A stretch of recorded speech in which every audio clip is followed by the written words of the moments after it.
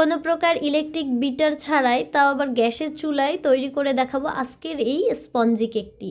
তোমরাও কিন্তু অতি সহজে এভাবেই বাসায় স্পঞ্জি কেক বানিয়ে ফেলতে পারো। একটা বাটিতে নিলাম 2টা ডিম, কুসুমগুলোকে আলাদা সাইডে উঠিয়ে রাখছি। এখন হাফ কাপের সামান্য একটু বেশি চিনি দিয়ে এই সাদা অংশটাকে অল্প অল্প করে বিট করে নেব।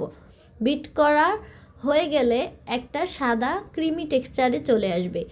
এরপরে আমি এখানে দিয়ে দিচ্ছি সেই কুসুম দুটা, দিয়ে আলতোভাবে নেড়ে দিচ্ছি। এখন শুকনো উপকরণগুলো অ্যাড করে দেব।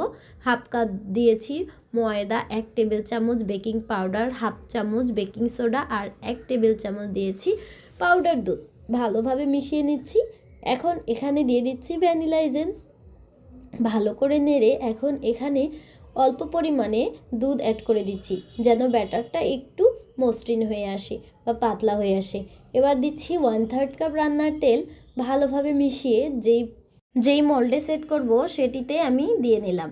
আধা ঘন্টা লো টু মিডিয়াম হিটে আমি এটাকে বেক করে নেব। এই তো তৈরি হয়ে গেল মজাদার স্পঞ্জি কেক। বাজার থেকে কিনে খাওয়ার চাইতে এভাবে ঘরে তোমরাও কিন্তু অতি সহজে স্পঞ্জি কেকগুলো বানিয়ে ফেলতে পারো। রেসিপিটি কেমন লাগলো অবশ্যই জানাবে।